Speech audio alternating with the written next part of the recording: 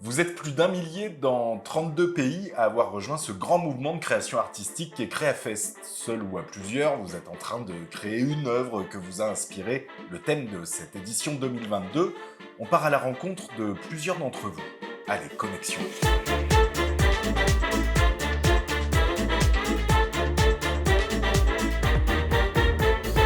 Bonjour Morgane Lequadou. Bonjour. Bonjour Rodrigue Sanchez. Bonjour. Morgane, vous travaillez au service pénitentiaire d'insertion et de probation de l'Aube et de la Haute-Marne, un SPIP. Qu'est-ce que c'est un SPIP? Alors, les SPIP, en fait, on en trouve dans chaque département et dans chaque établissement pénitentiaire. Et le rôle du SPIP, c'est d'accompagner les personnes détenues pendant leur détention, notamment sur un travail de réinsertion et également de maintien des liens familiaux. Donc, ils sont un peu le lien entre le dedans et l'extérieur, on va dire, pour les personnes détenues et pour les familles également. Donc, il y a tout un travail qui peut se faire aussi de préparation à la sortie, sur une recherche de logement, par exemple, une recherche d'emploi également. Voilà, c'est un travail qui est assez vaste. Moi, mon rôle, plus particulièrement, c'est de proposer des activités culturelles pendant le temps de détention et également aux personnes qui sont accompagnées dans ce qu'on appelle le milieu ouvert, c'est-à-dire les personnes qui sont condamnées et qui ont un suivi judiciaire extérieur, donc qui sont chez eux, mais qui sont amenées à être encadrées encore par des CPIP, des conseillers pénitentiaires d'insertion et de probation. Et quand on est en détention, est-ce que ça a un rôle, une activité culturelle pour préparer sa réinsertion? Alors, il y a plusieurs rôles. On peut, bien sûr, on pense tout de suite au rôle un peu occupationnel, mais on y voit aussi un rôle qui est bien plus important pour nous, c'est tout ce qui est cohésion sociale, c'est-à-dire continuer à avoir des relations avec des personnes extérieures, mais aussi avec des personnes détenues, et c'est le fait du vivre ensemble, en fait, qui peut se faire à travers les activités culturelles notamment. Rodrigue, vous êtes intervenant et vous pratiquez des activités artistiques avec les détenus. Oui, c'est ça. En fait, je suis artiste plasticien, sculpteur, et là, j'interviens dans différents lieux.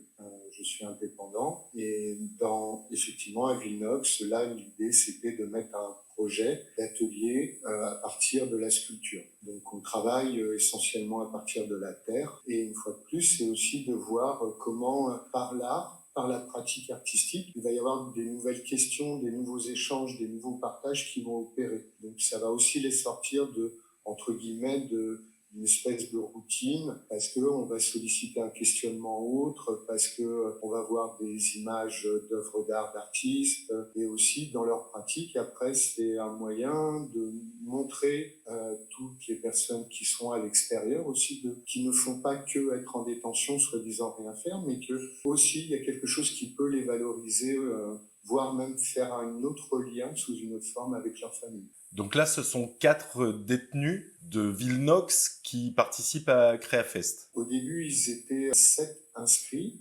La pandémie, on a eu de nouveau un cluster. Entre-temps, il y a eu aussi des départs, des libérations. Donc là, j'ai 3 personnes qui participent au projet actuellement. Le thème de cette édition 2022, c'est l'histoire d'un petit poisson qui rêve de liberté. J'imagine que ça prend une dimension particulière d'évoquer la liberté quand on est avec des personnes qui sont derrière les barreaux. Personnellement, j'ai trouvé au début le thème un peu frontal pour des gens en prison, parce que souvent, justement, on essaye de pas trop penser à l'extérieur, parce que sinon c'est source d'énervement, d'angoisse, enfin voilà, de tristesse même.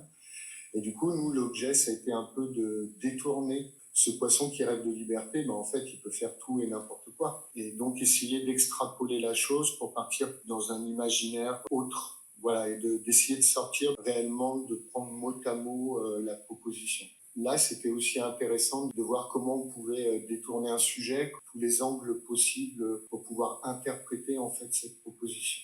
Morgane, le fait, oui, d'aborder cette thématique de liberté qui peut paraître, comme vous le disiez, Rodrigue, un peu frontale, avec des détenus, vous avez eu la même réaction, le même questionnement de votre côté? Alors, pas forcément, parce que pour le coup, ils ont quand même souvent beaucoup d'humour sur eux-mêmes et sur leur situation. Et c'est vrai qu'on parle souvent, justement, par les activités culturelles, d'une possibilité d'évasion. Alors, c'est vrai que le terme est toujours un peu compliqué à employer en détention, mais c'est une évasion intellectuelle, finalement, et dès qu'ils puissent imaginer, justement, un peu ce qui se passe à l'extérieur, ça peut donner aussi des choses assez intéressantes. Donc, j'ai eu un peu moins peur, on va dire, de la thématique.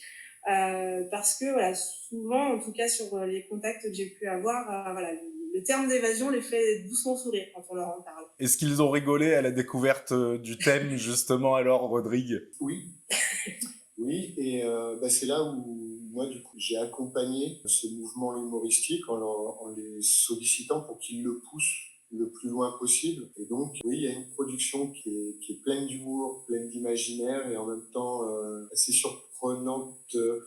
Enfin voilà, vous découvrirez. Mais il y en a un, oui, qui a laissé vraiment aller son imaginaire du côté humoristique et il s'est vraiment pris au jeu. C'était intéressant. Vous avez travaillé comment avec eux individuellement? Disons que la Terre et puis ces ateliers, ils n'ont pas beaucoup de temps. Et moi, ce qui m'intéresse dans ce cadre-là, c'est qu'ils prennent un temps aussi pour eux, même s'ils sont en partage dans un groupe, qu'ils prennent un temps où ils sont dans leur production, qu'ils sont dans leur monde. Donc là, oui, c'est en individuel. Qu'est-ce que le thème leur a inspiré? Qu'est-ce qu'ils ont voulu raconter? Il y en a un qui est resté dans une proposition, je dirais, un peu classique d'une œuvre en présentation. Un autre qui est parti clairement dans une narration où il y a vraiment, quand on regarde l'œuvre, il y a une histoire. Une histoire, c'est un déclencheur où nous, en tant que regardeurs, tout de suite, on part dans un imaginaire. Le suivant, c'est pareil, sous une forme peut-être plus combative. Voilà, donc chacun a fait son monde et effectivement, c'était aussi, ce projet était intéressant dans le sens où il a fédéré une nouvelle énergie dans le groupe puisque comme c'était un projet commun, ils ont pu regarder et échanger, raconter chacun son projet aux autres et on a vu aussi comment il a évolué d'une séance à l'autre. Est-ce que justement c'est l'occasion d'avoir des discussions de fond sur ce que ça représente peut-être la liberté pour eux ou sur des questions peut-être plus personnelles, sur leur situation plus personnelle? Peut-être des fois des petites choses entre les lignes ou peut-être dans la production même on peut percevoir des choses mais voilà, c'est pas mon rôle d'interpréter. Quel est l'intérêt, Morgane, pour des personnes condamnées de participer à un festival de création artistique? On a parlé de la notion d'évasion intellectuelle. Est-ce que ça va au-delà parfois pour les situations personnelles, individuelles? L'idée, c'est aussi de valoriser leur savoir, leur connaissance, leur production. Donc c'est vrai que pour tout projet qu'on mène en détention, on essaye toujours qu'il y ait une restitution, donc qu'il y ait une vraie finalité au projet, où la restitution va souvent prendre la forme, quand c'est de l'art par exemple, d'une présentation qui va se faire auprès d'autres détenus, auprès du personnel également. On essaye aussi de convier, quand c'est comme ça, des personnes extérieures officielles, on va dire, des juges par exemple, qui peuvent être invités. Et donc l'idée, c'est de les valoriser eux-mêmes et de leur faire comprendre qu'ils sont capables de choses aussi et que l'activité culturelle peut avoir cet effet-là. Et puis il y a aussi par rapport à leur famille, par rapport à leurs proches, où quand ils sont en contact avec eux, ils peuvent dire voilà, moi j'ai fait ça, j'ai produit ça, on a fait ça, vous pouvez aller voir ce que j'ai fait. Donc il y a aussi ce partage-là et cette valorisation-là de la personne qui est pour le coup dans une situation quotidienne qui n'est pas forcément idéale, on va dire, pour la valorisation. Et là, ce sera effectivement sur Internet et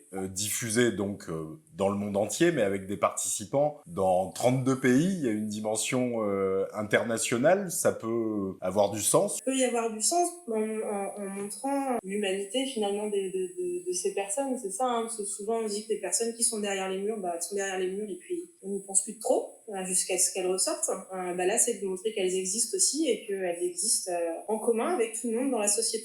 Oui, on a beau être derrière les murs, un peu à l'écart, entre guillemets, là, il y a de fait une ouverture possible. C'est ça, faire partie de la société aussi de cette façon-là.